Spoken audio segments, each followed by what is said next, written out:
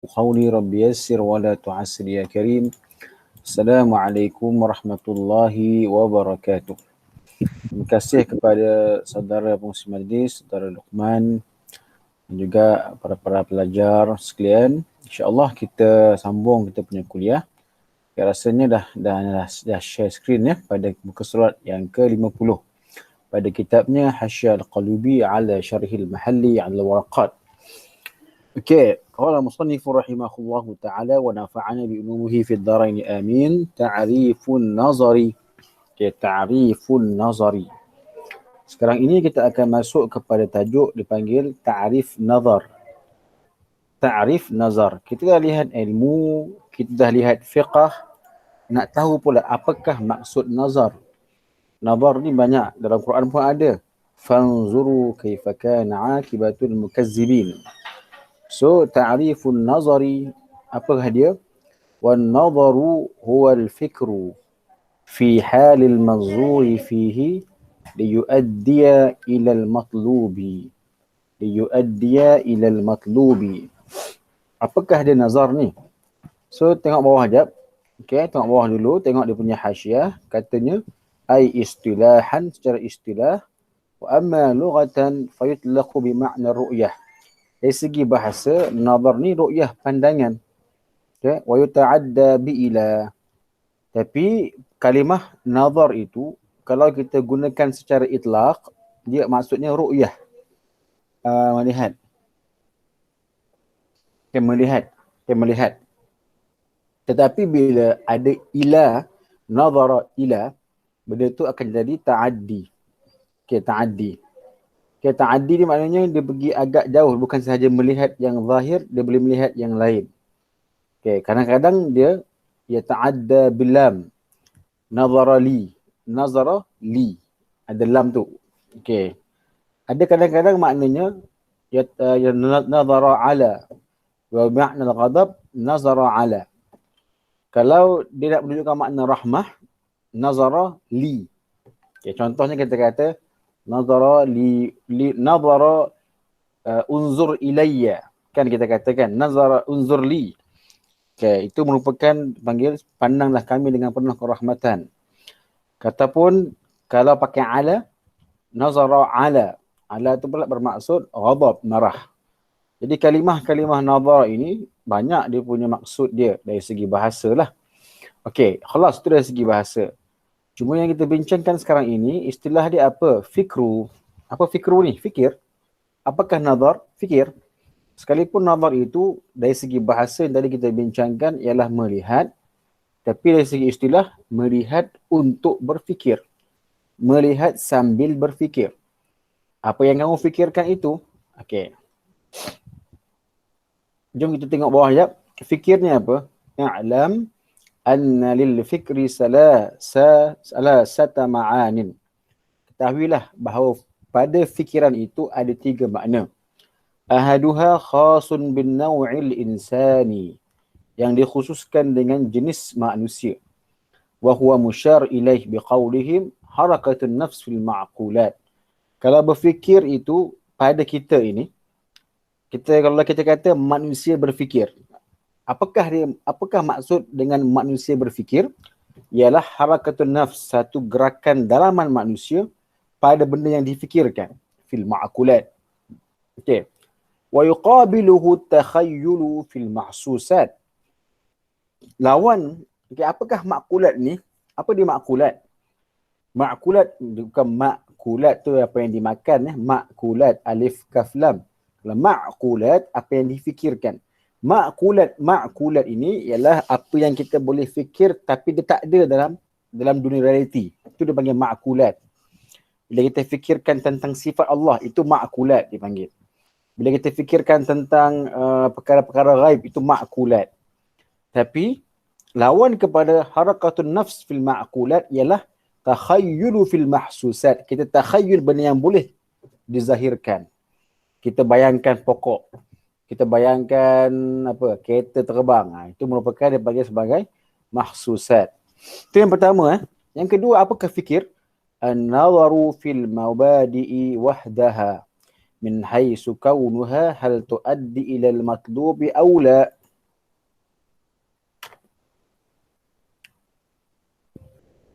Ya.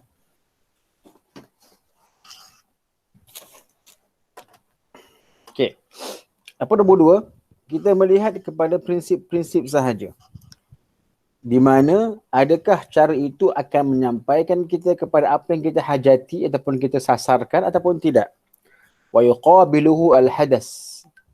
Apakah hadas ni? Hadas ni fikir sekali dia panggil fikir dengan sekali imbas, hadas. Bukan hadasa, sa tu dengan itu makna hadas baru. Hadas ni kita tengok fikir sekali imbas. Usul matlub anil mabadi' daf'atan. Kita pukul kata. Pukul sekali je. Itu dipanggil an-nazar fil mabadi'. Tapi kalau nombor 3, asalisuha majmu'ul harakatain al-mazkuratain wa hadha al-murad huna wa 'inda ulama'il mizan. Yang kita nakkan di sini ialah satu himpunan daripada kedua-dua gerakan ke atas. Sama ada harakatun nas fil ma'qulat dan juga melihat kepada mabadi'. Jadi yang dibincangkan dalam ilmu usul fiqh ini, bila dikatakan fikrun ataupun memikir, melihat, merenung, menganalisa, ialah merujuk kepada proses yang menghubungkan di antara gerakan akal manusia pada benda yang boleh mereka lihat ataupun yang mereka boleh bayangkan, dan juga di samping itu mereka meraihkan prinsip-prinsip tertentu dalam berfikir. Dia bukan fikir kosong. Kalau antum duduk tepi pantai, tengok laut, tengok pulau, kan, tengok keindahan alam, itu fikir juga. Tapi fikir tu mungkin fikir makulat atau mahsusat. Tak ada mabadi'. Tengok, oh besarnya alam ni. Tengok, weh, dalamnya laut. Nah, itulah. Sampai tahap tu lah kita punya makulat kita punya harakat nafs fil makulat. Tetapi bila kita melihat satu benda itu, makulat, di samping itu kita meraihkan mabadi', prinsip. Bukan fikir kosong. Bukan fikir yang itlaq, tapi fikir yang dikawal oleh undang-undang, yang dikawal oleh prinsip-prinsip tertentu. Maka itulah yang dikehendaki dalam hal ehwal ini. Itu yang dikehendaki pada ulama mizan. Okey? Benda itu yang menggabungkan di antara hakiki, kita fikir betul, dan majazi. Majazi itu mana kita dikawal oleh prinsip-prinsip. Itulah fikir di dalam ilmu usul fiqih. Okey. Jadi apa dia fikir? Tengok atas balik. An-nazar ni apa? Fikir fi halil manzur, pada keadaannya apa yang kita lihat itu. Kenapa kita fikir? Kenapa kita tengok macam tu? Kenapa kita fikir macam tu? Kenapa kita fikir mengikut prinsip? Mengapa kita perlu fikir dengan dalam? Untuk liyu'addiya ilal matlub, untuk sampai kepada apa yang kita hajatkan. Nombor 3, tengok bawah. Dia kata apa? Matlub min ilmin aw zannin, sama ada yang kita matlamatkan itu benda yang ilmin, putus, qat'i, ataupun cukuplah sekadar benda tu sangkaan sahaja. Okey? Sama ada sahih ataupun fasid. Okey. Jadi itu makna fikir, itu makna nazar. Okey, nazar ini dalam ilmu usul fiqh berkongsi maksud nazar dalam ilmu akidah juga. Cuma akidah ada prinsip nazar dia, dan dia nak sampai kepada matlub dia mengenal Allah, menerusi sifat, menerusi fikir. Tapi bila sampai ilmu usul fiqh, nazar juga. Ada prinsip juga, ada mabadi' juga. Tetapi apakah matlub dia? Matlub dia untuk memahami sesuatu perkara itu. Okay?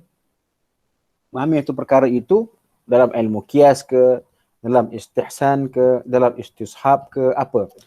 Okey, itu dalam ilmu usul fiqh. Tapi untuk tahu apakah dia kaedah itu, faham dulu nazar dah apa. Fikir, mengkaji, ada prinsip, ada perbandingan, ada analisis dan sebagainya. Kita terus lagi. The next page.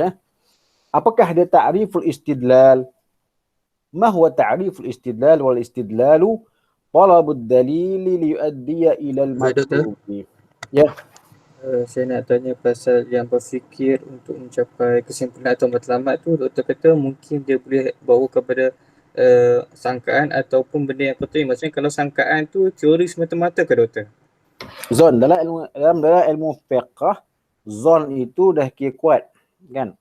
Dalam ilmu akidah memang kena sampai kepada ilmin kena sampai kepada qat'i, sebab ilmu akidah ini membincangkan tentang perihal Tuhan. Tidak boleh kita ada keraguan. Tapi bila kita berbicara ataupun dalam konteks ilmu fiqh, cukup dengan zon ataupun zonnul ghalib, sangkaan yang kuat lah, sangkaan yang kuat. Betul ke kita kiaskan arak dengan dadah ini pengharamannya kerana mabuk? Kita dah buat pembahagian, kita dah buat pemilihan, dan sekali kita kata betul lah, betul. Tapi betulnya itu, mana illah mabuk ataupun al-iskar itu, memabukkan itu adalah ilmin ke zon? Itu zon. Kerana ada orang yang minum arak tak mabuk. Tapi secara majoritinya, secara normalnya, minum arak tu mabuk. Okay. Jadi, tak apalah kita ambil yang zon. Zon tu apa? 75%, 80% pun dah kira zon. Dalam fiqh kita tak boleh mengharapkan ilmin ataupun qat'i yang putus, ya. Tapi ada beberapa benda dalam fiqh putus. Tapi itu taklah banyak. Tapi untuk mencapai kepada satu benda yang kita kehendaki itu untuk jadikan hukum, untuk sampai ke tahap ilmu tu agak payah. Tapi untuk zon tu ada ruang. Dan itulah dia binaan fiqh kita. Kan? Zon tu benda besar lah. Zon bukan dalam peringkat mujtahid sahaja, peringkat kita pun kita banyak hukum dengan zon. Dalam bab istishab, dalam bab al-aslu baqa'u makan ala makan, bab wuduk kan, kita dah ambil wuduk, tu kita lupa. Lepas tu kita nak semayang, kita pun ingat balik, ada ke tak ada wuduk ni? Kita ambil istishab. Dan istishab itu juga terbina atas zon, sangkaan kita ni masih lagi berwuduk.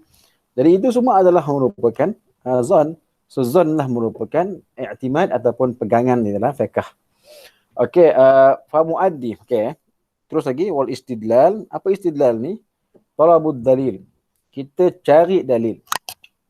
Bukan cari dalil Quran tu bukan. Cari petunjuk, yang petunjuk itu akan bawa kita kepada apa yang kita nak.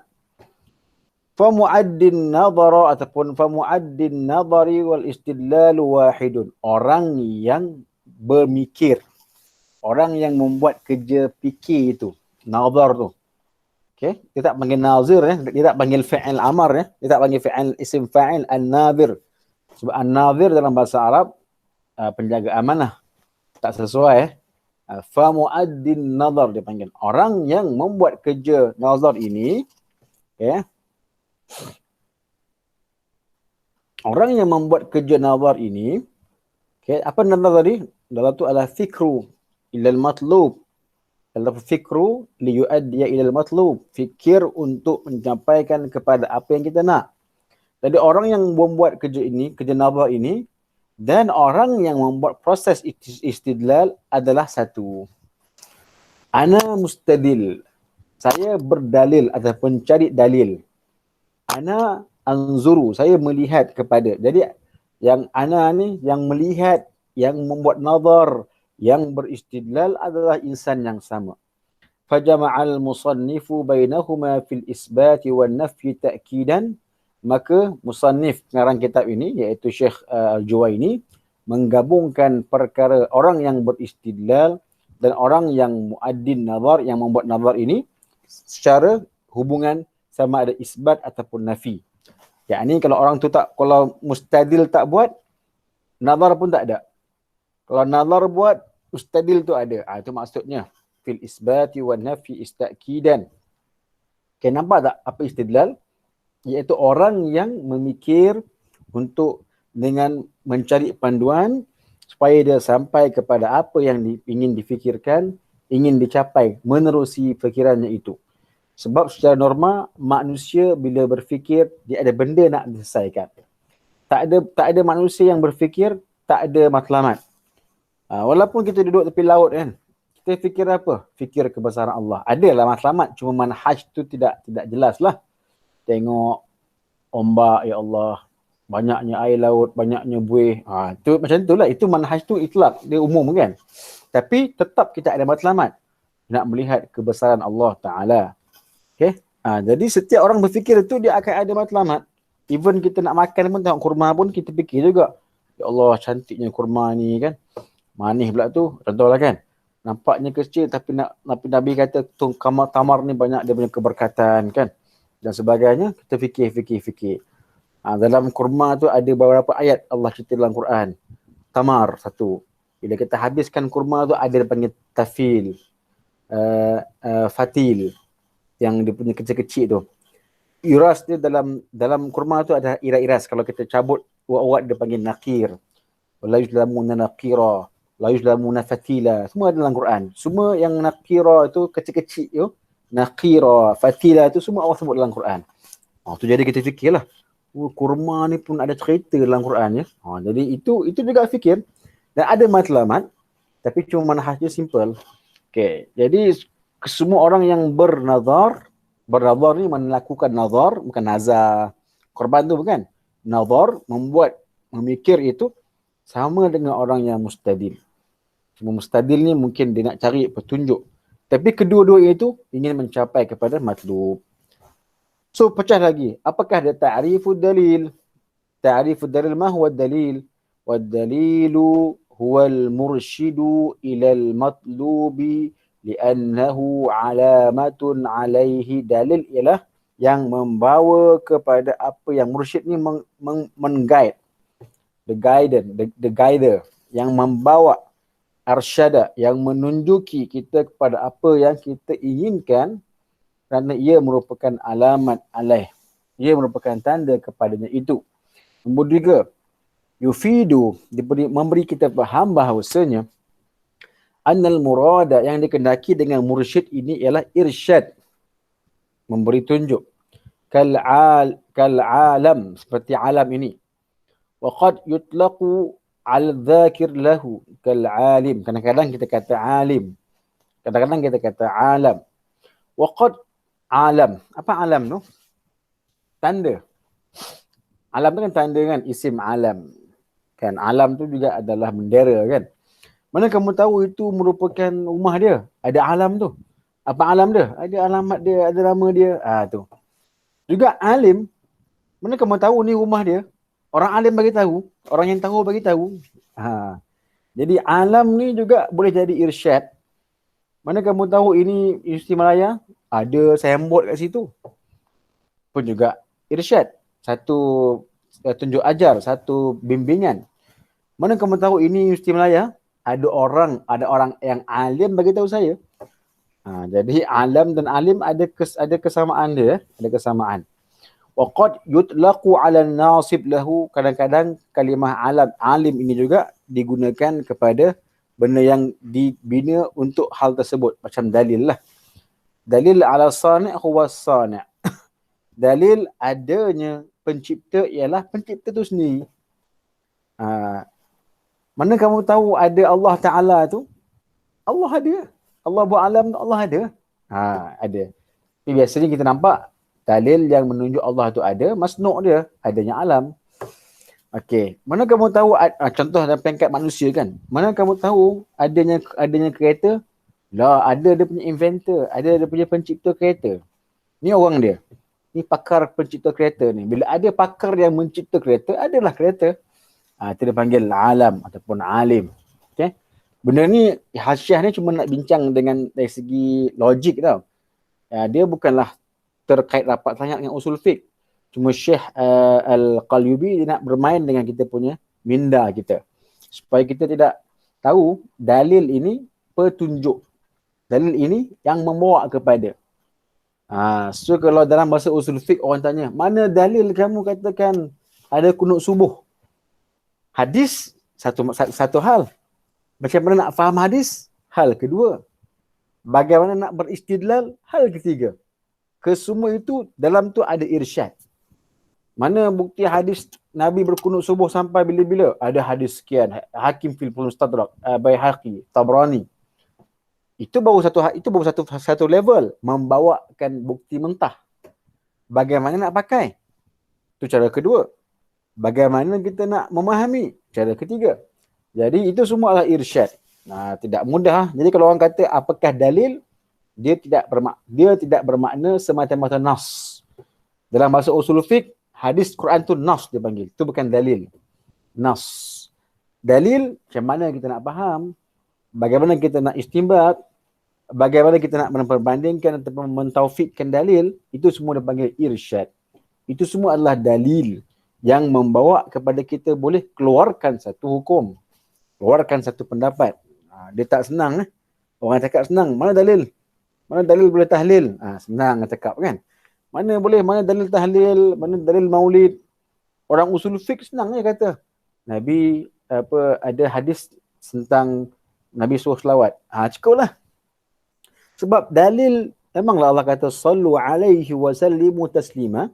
Bila kita faham dengan cara yang betul, diolah dengan cara yang betul, mengikut prinsip yang betul, akhirnya yang membawa kepada bolehnya ada selawat, maulid Nabi, tidak ada masalah.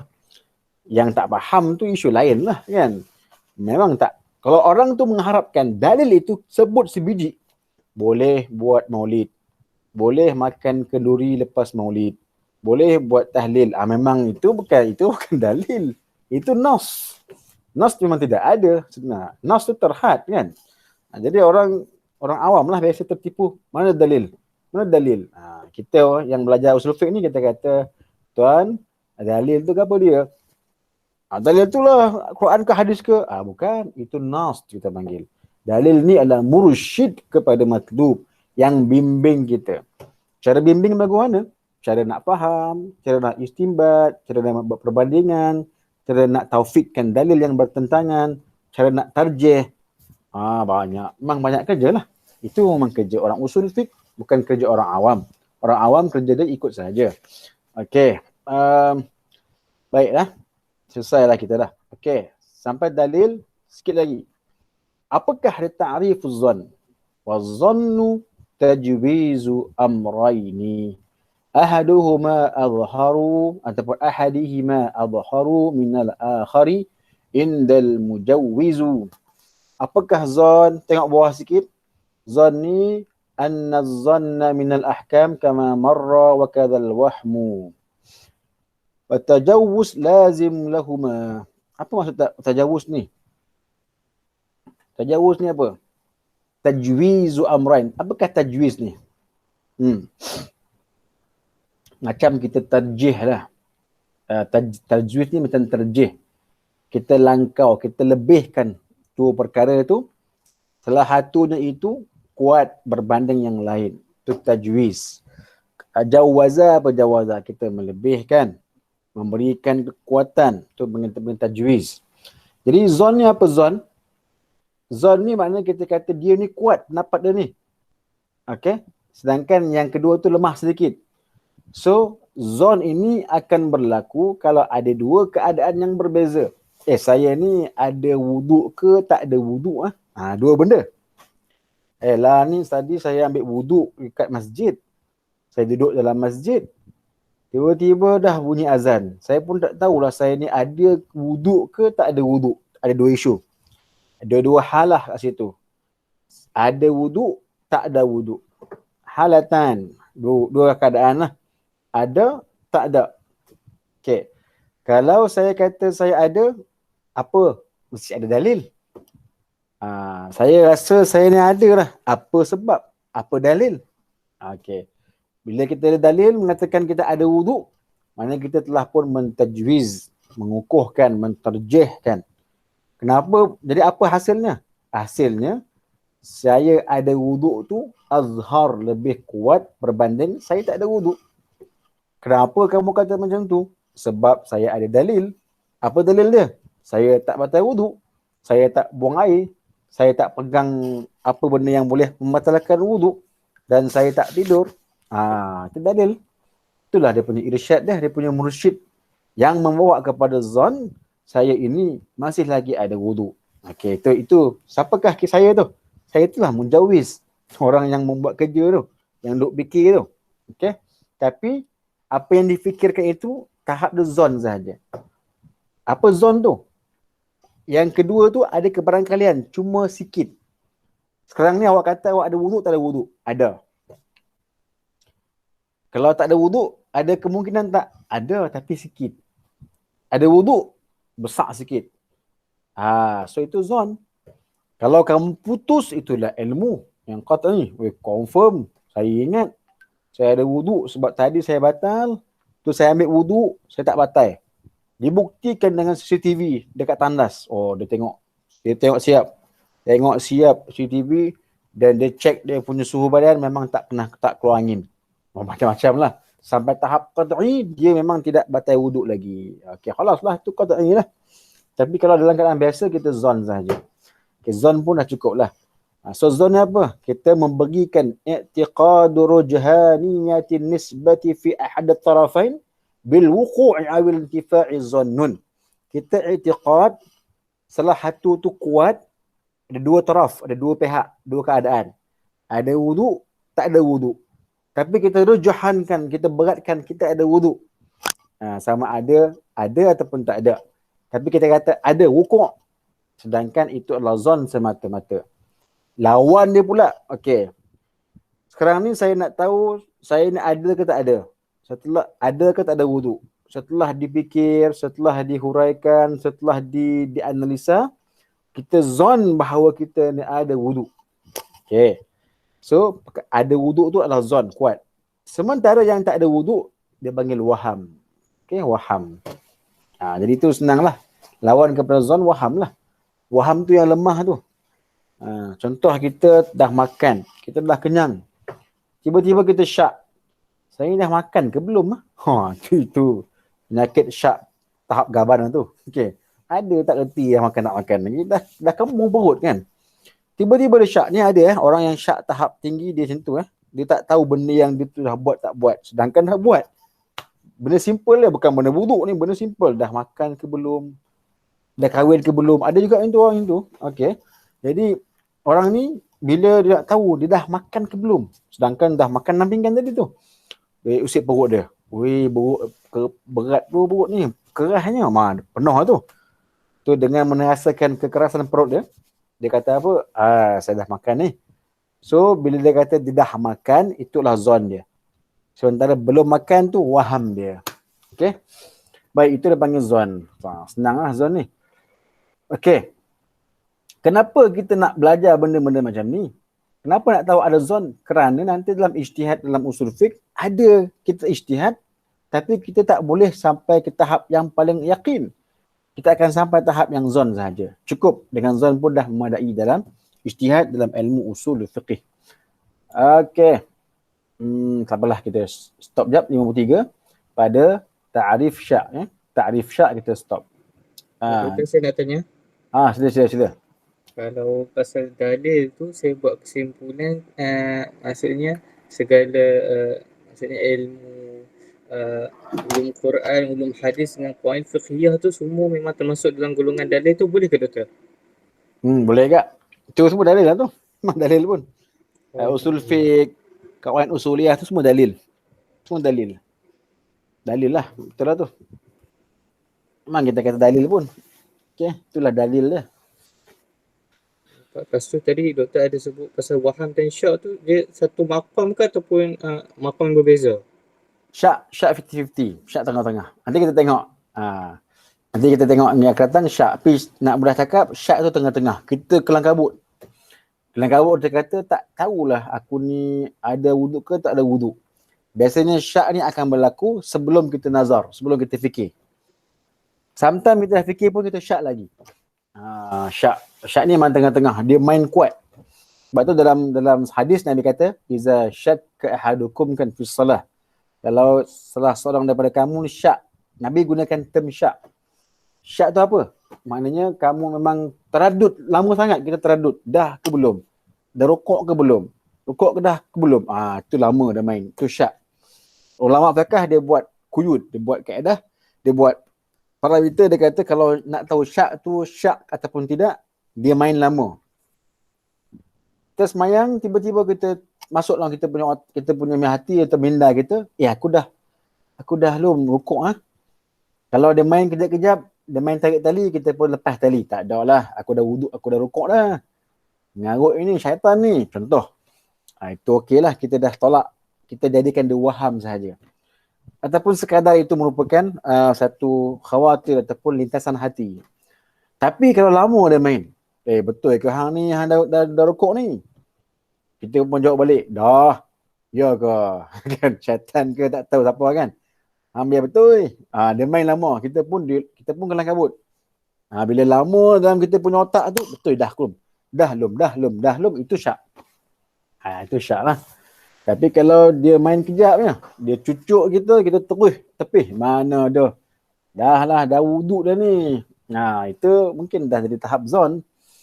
Jadi benda yang cuba nak syak kita jadi tahap waham, dah tak kuat dah, kan? Tapi kalau syak tu dia macam memang dia taraddud, tengok, taraddud. Dari taraddud ada dilema kat situ. Bila taraddud ni adalah lama, dia main makan masa.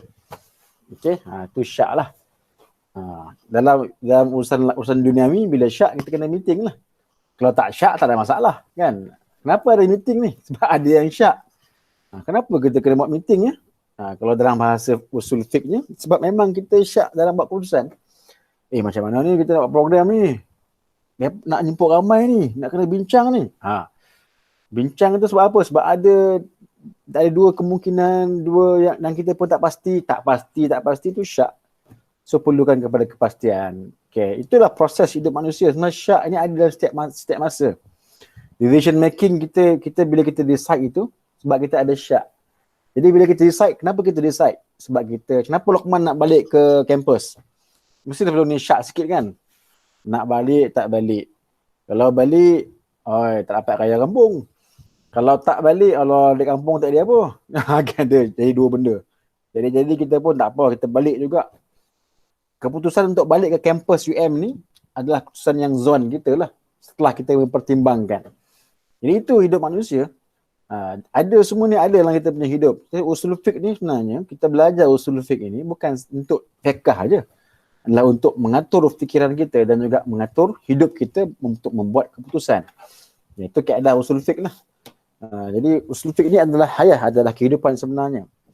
Kalau kita boleh bawa kepada kita punya kehidupan. Okey. So nanti kita akan tengok seterusnya ta'rifus syak insya-Allah taala.